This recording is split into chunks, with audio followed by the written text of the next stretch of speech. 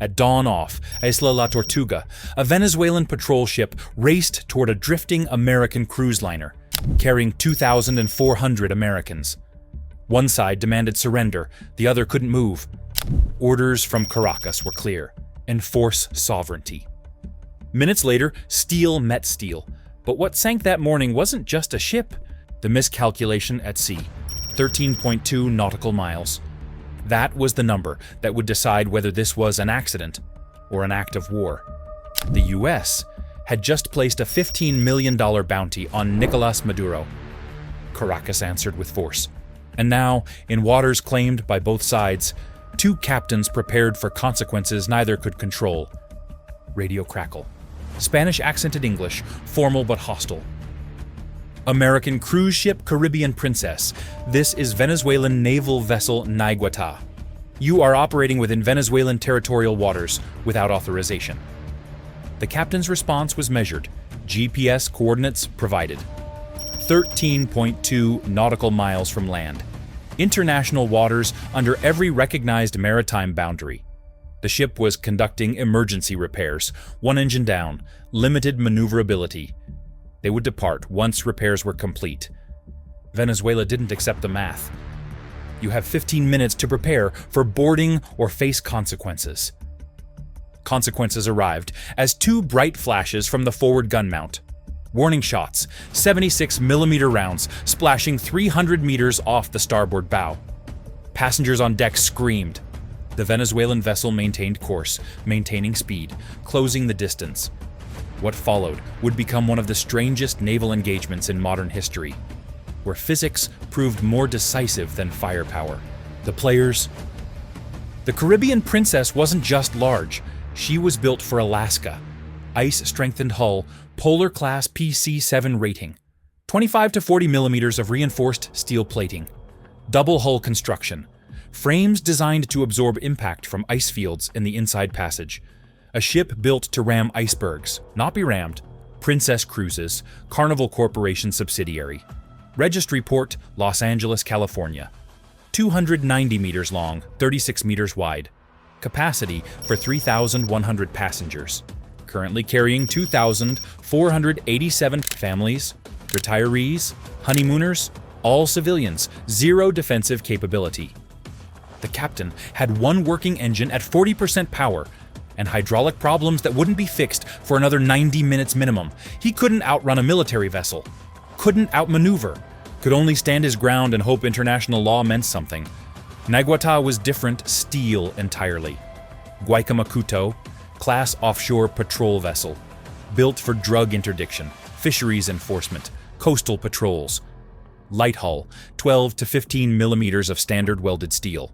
Fast, maneuverable, armed with a 76mm main gun, a 35mm secondary gun, 50 caliber machine guns.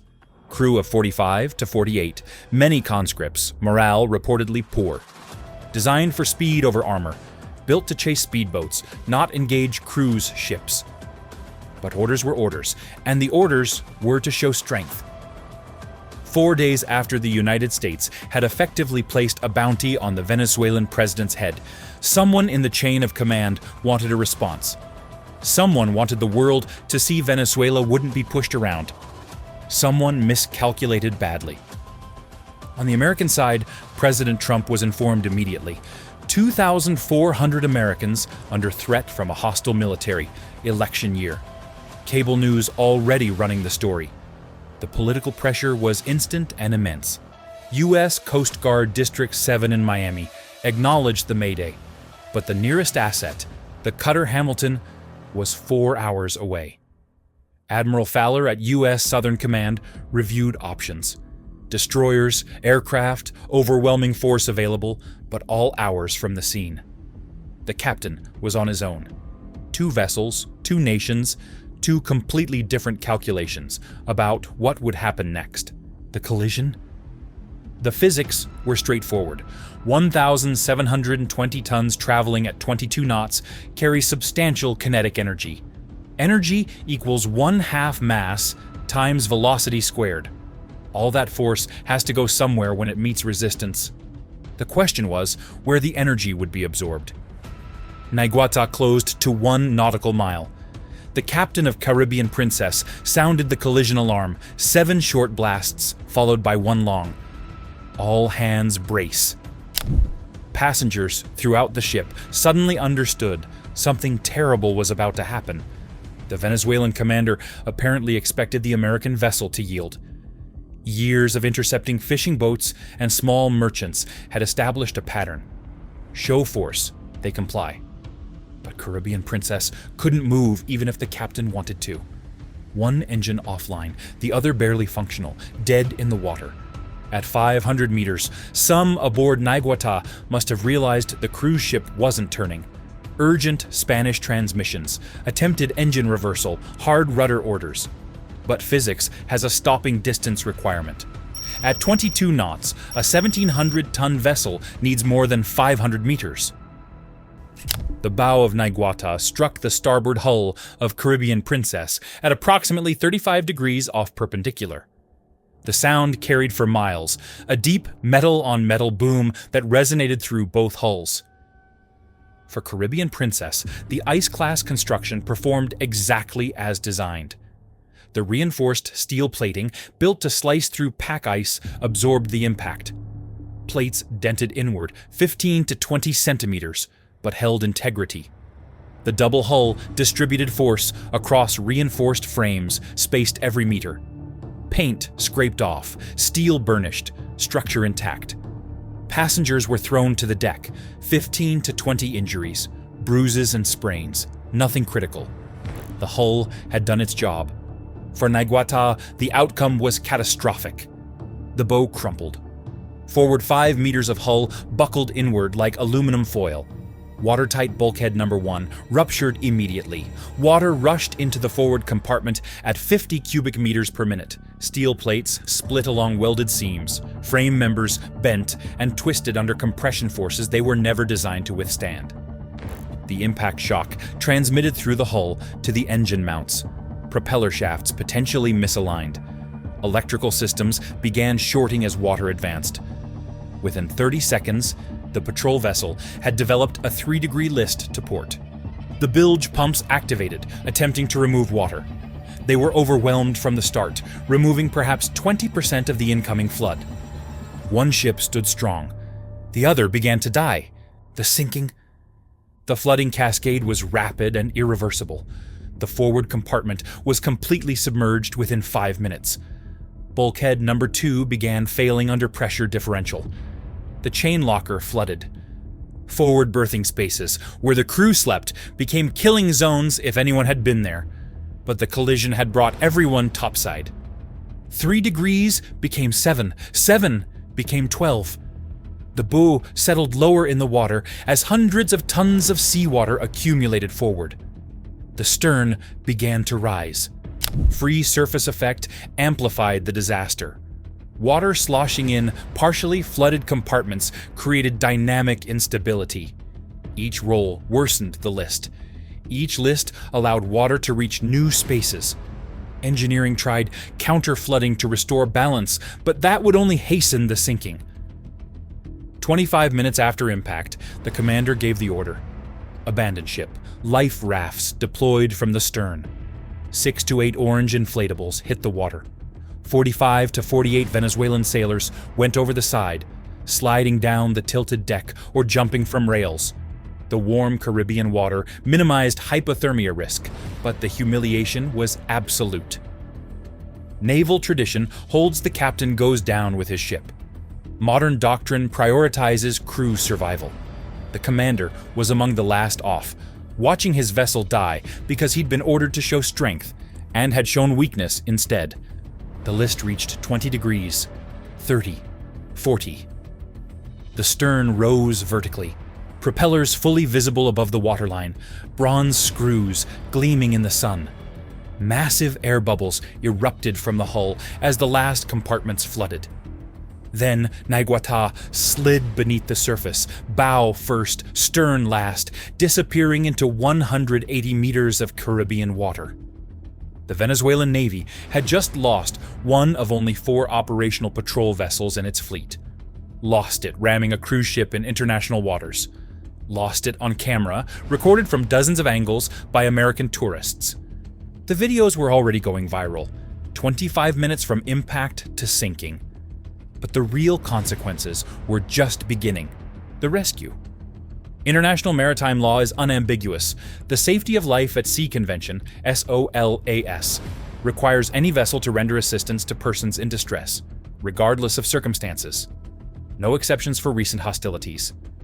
The captain of Caribbean Princess had a choice that wasn't really a choice. 45 to 48 men floating in life rafts 200 meters away. His ship intact and operational, one engine still limited but functional. The law required rescue, morality required rescue, humanity required rescue. Some passengers objected. These were the people who just fired on them, just tried to ram them, just terrorized 2,400 vacationers. Let Venezuela send another ship. Let them drift until the Coast Guard arrived. The captain addressed the ship over the PA system. Under international law, we are obligated to rescue those in distress at sea. This is what separates us from them. This is what it means to be Americans. Rope ladders went over the side, cargo nets deployed. The Venezuelan sailors came aboard one by one, soaked, exhausted, humiliated. Some thanked their rescuers in broken English. Others remained silent, unable to process being saved by the people they'd attacked. The ship's medical staff examined each survivor. Mild hypothermia, in a few cases despite the warm water. Shock widespread. Minor cuts and bruises, no life-threatening injuries. They were housed in passenger cabins on Deck 3, provided meals, monitored but not confined. Legal status remained ambiguous. Rescued persons under humanitarian law, detained combatants under military law, material witnesses to an international incident, all of the above. The captain documented everything, statements taken, conditions recorded, treatment logged. When this went to international courts, and it would, the record would show the United States had followed every rule, upheld every law, maintained every standard. 4 hours later, the Coast Guard cutter Hamilton arrived. The escort was established. Caribbean Princess set course for Trinidad with her unexpected passengers. Behind them, 180 meters down, Naiguata rested on the seafloor, a permanent monument to miscalculation. The operational crisis was over. The political crisis was just beginning. The aftermath. The White House Situation Room received updates in real time. President Trump, dealing with the early stages of a pandemic, now had Venezuelan military attacking American citizens. The political pressure was immense and immediate. His statement was measured but firm. Venezuela's reckless military had attacked a cruise ship with over 2,000 Americans aboard.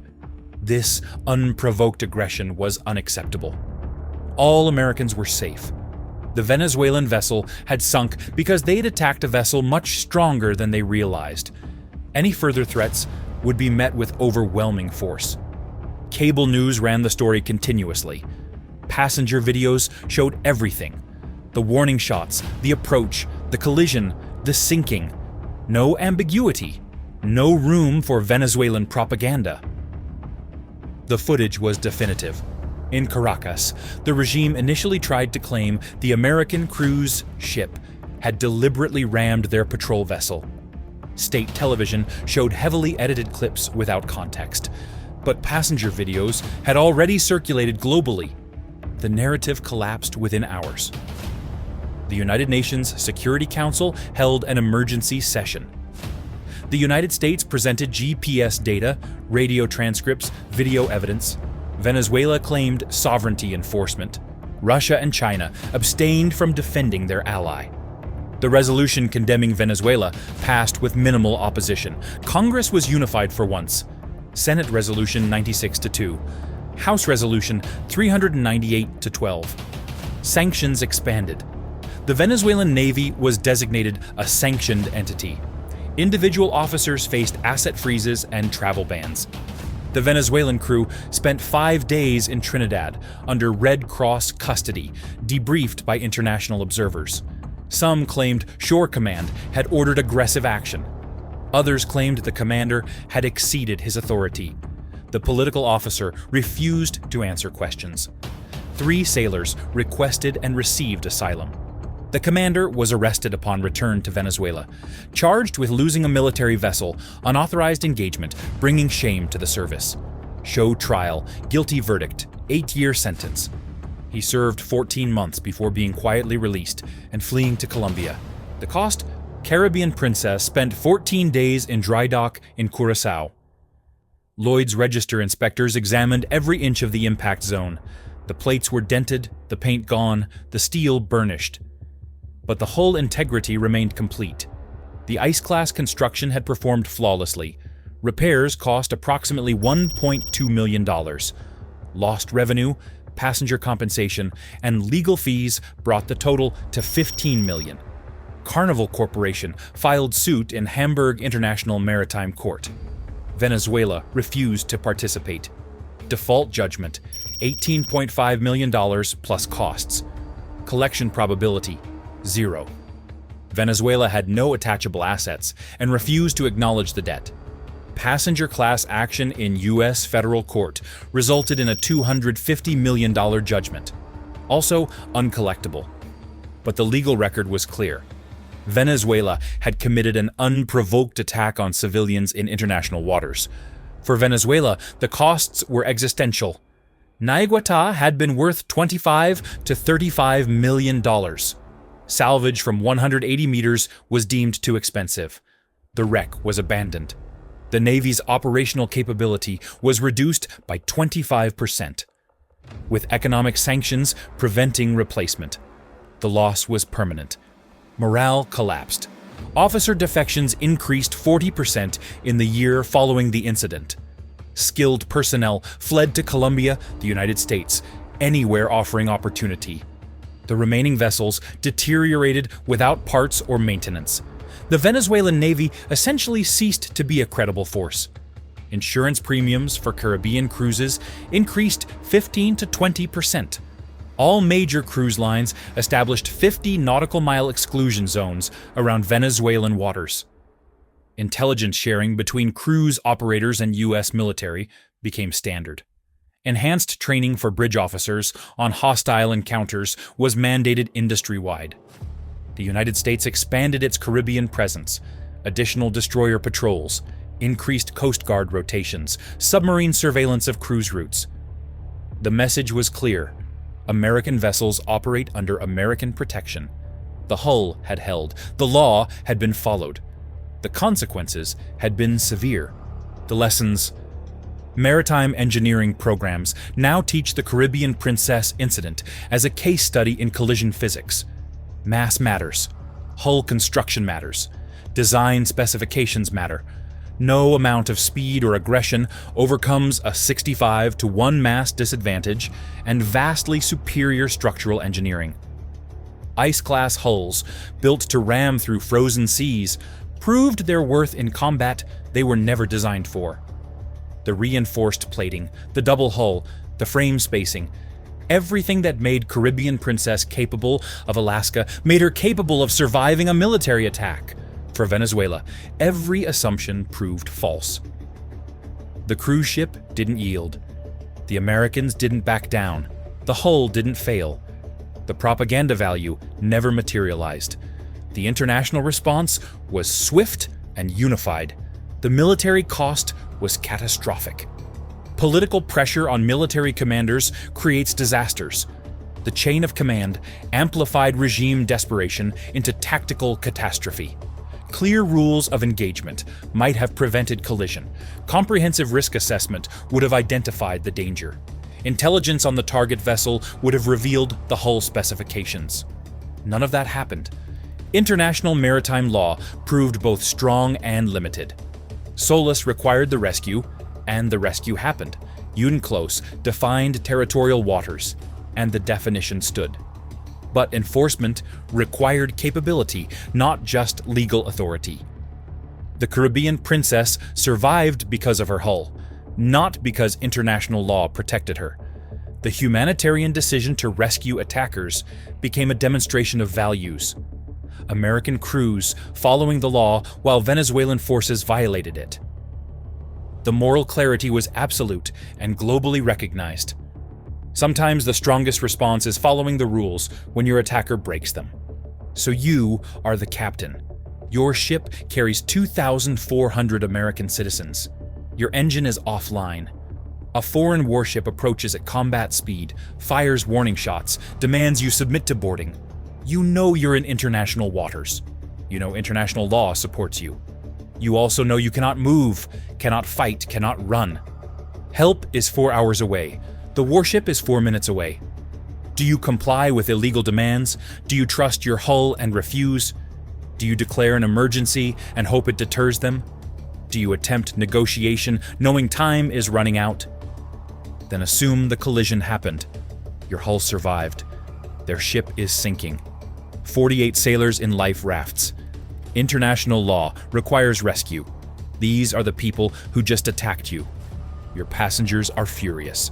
Taking them aboard creates security risks and political complications. Do you rescue them? The captain of Caribbean Princess made his choices. He refused illegal boarding because he couldn't comply even if he wanted to. His ship couldn't move. He rescued the attackers because the law and his conscience demanded it. His decisions are now taught at maritime academies worldwide as examples of leadership under impossible pressure. What would you have done? The Caribbean Princess incident remains one of the most extraordinary moments in modern maritime history, where physics, leadership, and law collided on open water. A captain's calm judgment, a nation's political gamble, and a ship built for ice that stood against a steel and pride. In the end, strength wasn't measured in firepower, but in restraint. If you found this story as fascinating as we did, make sure to leave a comment below. What would you have done in the captain's place? Don't forget to like, subscribe, and hit that notification bell so you don't miss our next deep dive into real-life moments where history turned on a single decision.